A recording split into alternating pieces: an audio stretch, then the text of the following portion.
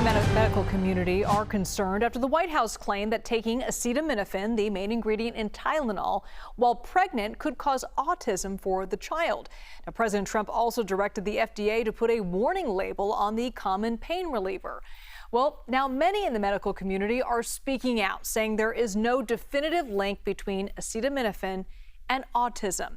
And one of the medical professionals that is speaking out is fertility doctor Sekhon with RMA of New York. She's also the author of The Lucky Egg and has some fun on social media. Take a look. In a city of drama queens, I'm the queen of fertility, and I tolerate zero drama. Results, not rumors, are my game. Are you working? What kind of work do you do?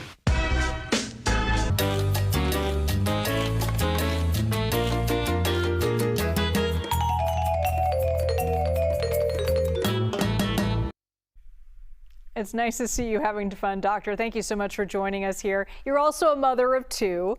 I'm curious, we have fun on social media, but I'm curious, what are you hearing from your pregnant patients and new moms who are hearing conflicting information from the White House and the medical community about acetaminophen and other things?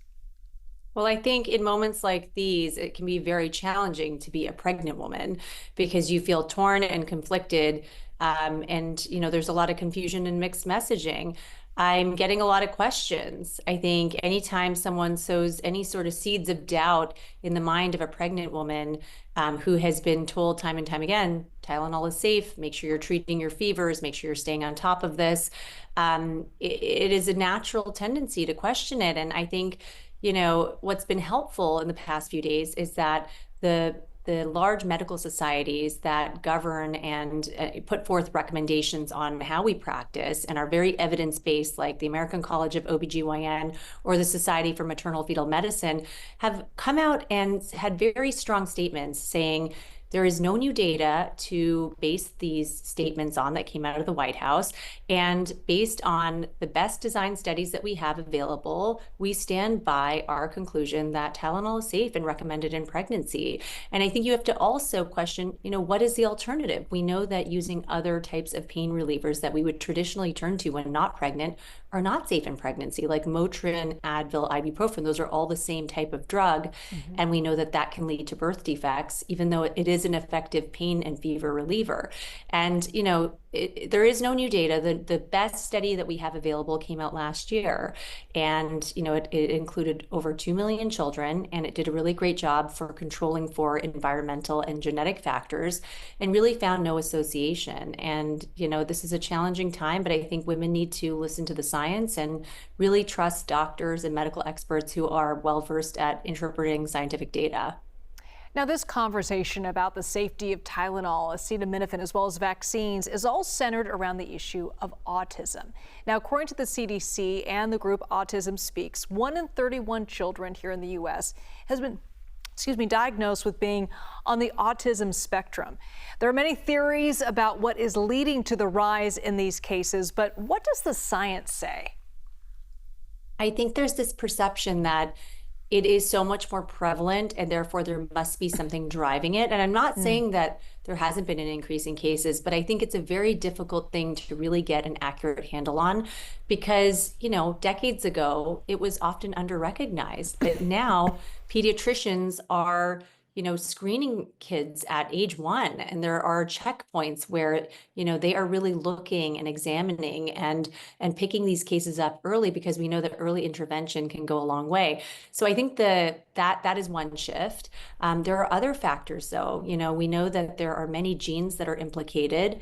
So there is likely a strong genetic component. There could be some environmental factors as well. But I don't necessarily think you can drill it down to one exposure. And I don't necessarily think that every case of autism is exactly the same. There are many different medical problems that can fall under one umbrella term, but they can look very different. And that's why they say it's a spectrum.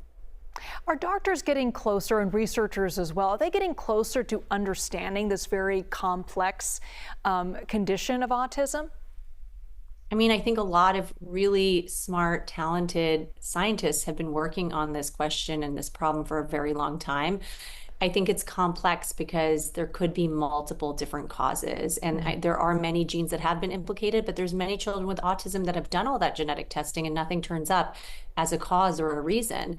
But I think, we have to be a little bit more critical with our thinking and recognize that cherry picking certain studies that, feed one narrative isn't the way science should be conducted.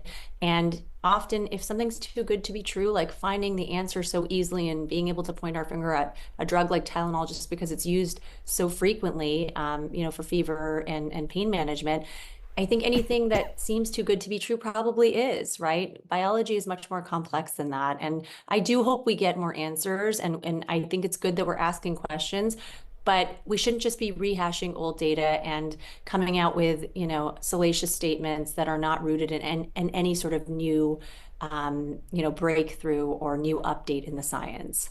Dr. Lucky Sekhon, thank you so much for joining us.